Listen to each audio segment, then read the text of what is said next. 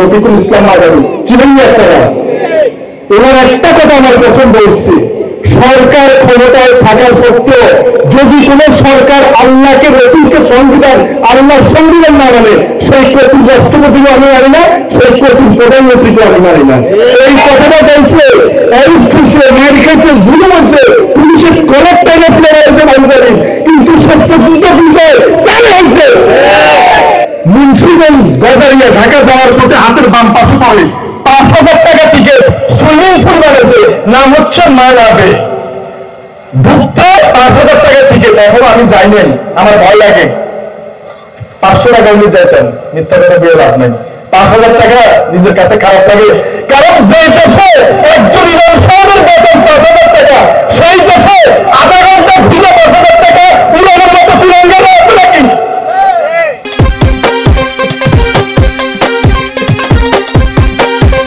বিসমিল্লাহির রহমানির রহিম।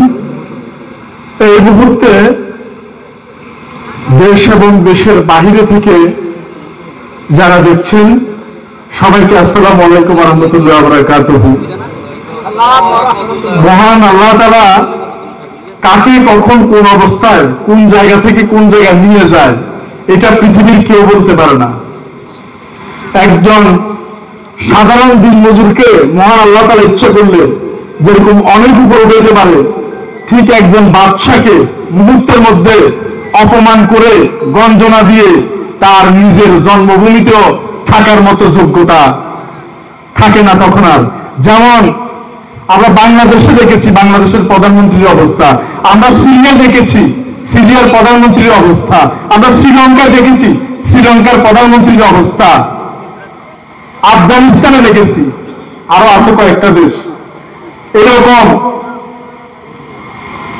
খুব খারাপ অবস্থা, মুহূর্তের মধ্যে 1 ঘন্টা আগেও জানে না কি অবস্থা হবে। এই জন্য সকালবেলার রাজার অতি সন্ধ্যাবেলার ফকির মুহূর্তের মধ্যে কিন্তু ঘটে যায়। তো আজকে আসলে আমি খুব ব্যস্ত একটি সময় পার করছি। আমাদের একটা বেওয়ারিশ হাসপাতাল আছে চট্টগ্রামে, দেশের প্রথম একটা বেওয়ারিশ হাসপাতাল, ওইটা পরিচালনা করি। এবং আমি যে ইনকাম করি, আল্লাহ আমাকে লাখ টাকা কামানোর মতো সেই তৌফিক এবং সেই যোগ্যতা আল্লাহ আমাকে দান করেছে। এই জন্য আল্লাহর কাছে আমি শুকরিয়া আদায় করি। কিন্তু লাখ টাকা ইনকাম করেও এখনো পর্যন্ত আমি উমরাহ করতে পারি নাই। আপনারা শুনে অবাক হয়ে যাবেন, এই চায়ের দোকানে আর এই ঘরের মধ্যে আড্ডাবাজি না করিয়া এই এখনো সময় আছে, জায়গা খালি আছে, এখানে এসে বসেন। অনেক তো সময় কাটাচ্ছিল এদিকে আর সেদিকে, 2 টাকার ফায়দা হবে না। ছিলেন তো সভাপতি, থানা সভাপতি, জেলা সভাপতি, আজকে তো অস্তিত্ব নেই। আবার নতুন করেও যারা সভাপতি হওয়ার জব করতেছে, আগামী 15-20 বছর পরে আপনাদের অস্তিত্ব থাকবে না।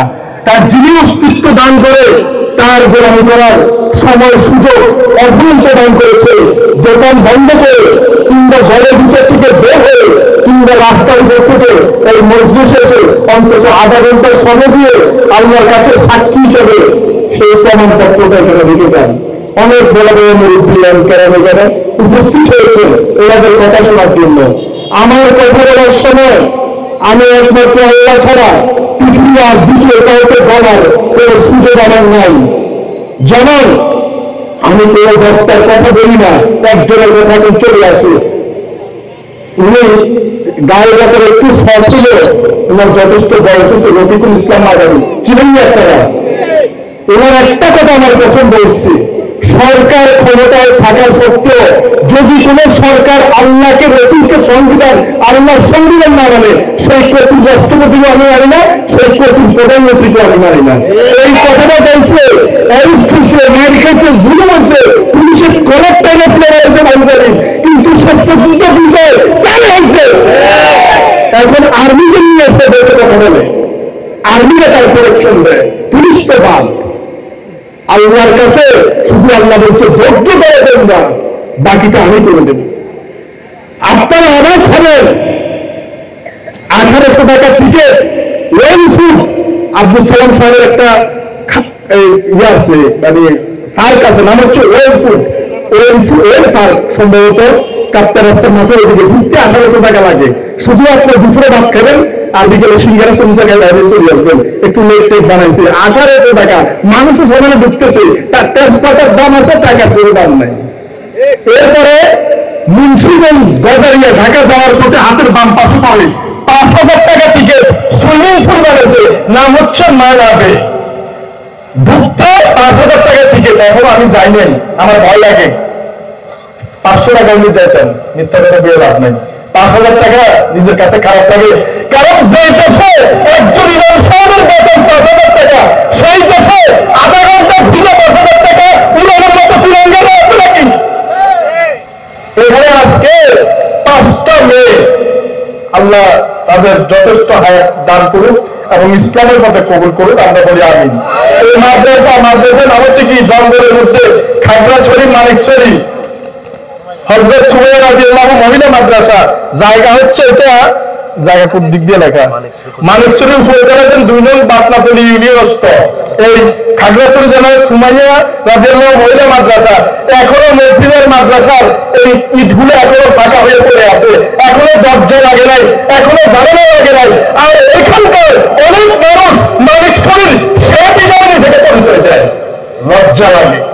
আর এটা ওই জায়গায় পা ধরে না বোঝে দেখা এখানে কাজ কর, কথা ঠিক আছে কিনা? কথা শুনতে খুব খারাপ লাগবে, খারাপ লাগবে উঠে যায়, আমার কিচ্ছু করার নেই। আপনাদের সামনে গাড়ি দাঁড়ায় ইচ্ছা মতো দিয়ে যাতে কেউ না থাকে, কিন্তু বক্তব্য আমি উঠে যাবো। এই জায়গায় 5টা আমাদের আদরের ছোট বোন হ্যাবস সম্পন্ন করছে, একটা হাফেজ তৈরি করে আপনার 14 পুরুষের ভাগ্য।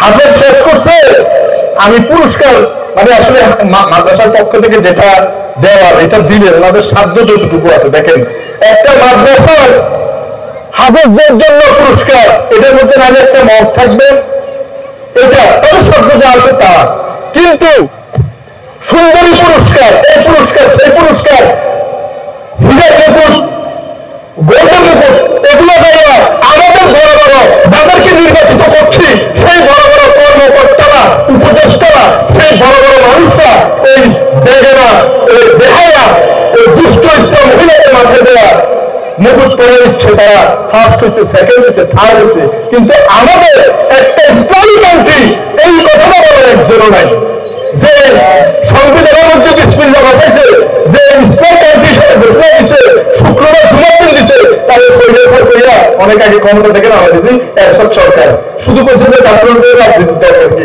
স্বাস্থ্যতার কাম। এই ধরনের অন্তত মহিলা মাদ্রাসায় কোনো রাজনীতি চলে না, খুনাখুনি চলে না, হত্যা চলে না। আপনার যদি 2টি সন্তান হয়, 1টি সন্তানকে মাদ্রাসা দিন, স্লোগান হয়ে এটাই।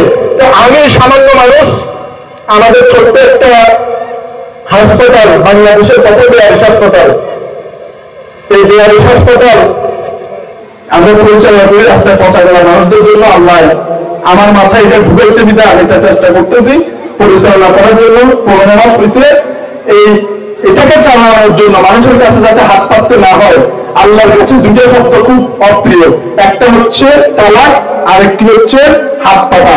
তো আমি হাত পাততে চাই না, একটা কোম্পানি করছি, পল্লীর আল্লাহ প্রোডাক্টস, চাল ডাল আটা মজা তেল সব আছে। এটার লভ্যাংশ থেকে ওই হাসপাতালটা বাঁচানোর চেষ্টা করছি, এবং ওই পল্লী বাংলা ফুলের আমি ওই কোম্পানির সিও, ওই পল্লী বাংলার ফুলের পক্ষ থেকে আমি আজকে যে 5 জন হাফেজ হয়েছে, হাফেজা বোন 5 জনকে 5000 টাকা আমার পক্ষ থেকে সামান্য হাদিয়া, তারা চকলেট খাবে আল্লাহর সন্তুষ্টির জন্য। আমার মা বাবা 2জনই মারা গেছে, তাদের একটা যাদের আলহামদুলিল্লাহ চকলেটটা কিনে আলহামদুলিল্লাহ আমার মৃত মা বাবার রুহের উপর যায়। এই জন্য আমি এটা করছি, আপনাদের কাছে দোয়া চাইতে আসছি, যাতে আমার এই কোম্পানি একদিন আমি হাফেজা ভাইদের জন্য আমি যেখানে যাই, যে প্রোগ্রামে যাই, আলেম ওলামা ভাইরা আমাকে খুব খুব খুব বেশি মহব্বত করে এবং ভালোবাসে। আমি ব্রাহ্মণবাড়িয়ায় কালকে একটা প্রোগ্রামে যাই, দেখি জীবনে কোনোদিন দেখি না একজন ইমাম সাহেব জড়াই ধরে আমাকে কাটতেছে। তো এই জন্য ওনারা আমাদের খুব বেশি মহব্বত করে। আমি যাতে আল্লাহর কাছে চাওয়া যে এরকম কোনো অনুষ্ঠানে যায় আমার হাফেজা ভাই বোনদের হাতে একদিন 1000 টাকার পরিবর্তে এরকম 1 লাখ টাকা করে আমরা যাতে আমি তাদেরকে উঠে দিতে পারি, আমার জন্য একটু দোয়া করবেন। আজ থেকে 500 বছর পরে কথা চিন্তা করেন, চোখ বন্ধ করলে আর কিচ্ছু নাই, আপনার অস্তিত্ব নাই, গাড়ি নাই, বাড়ি নাই, দুনিয়াতে কিচ্ছু নেই আপনার। তাহলে কার জন্য জমাচ্ছেন, কিসের জন্য জমাচ্ছেন? একটু তাদেরকে এখানে ডাকেন, আমি একটু নিজের হাতে দিয়ে দিই। খুব খুশি হব এবং তাদের থেকে দোয়া চাইবো। একটু যদি এই পাশ দিয়ে আমার এই বোনদের আমরা গর্ব করি। আমাদের এই সামনে দিয়ে আসো বোনেরা, এই সারা বাংলাদেশ দেখছে, সারা ওয়ার্ল্ড দেখছে, যারা ভিডিও দেখবেন যে এই মাদ্রাসায় সুনামের সহিত স্বনাম ধন্যে তারা হাফেজা হয়ে একজন 9 মাসে পাস করছে, হাফেজ হয়েছে মাত্র 9 মাসে।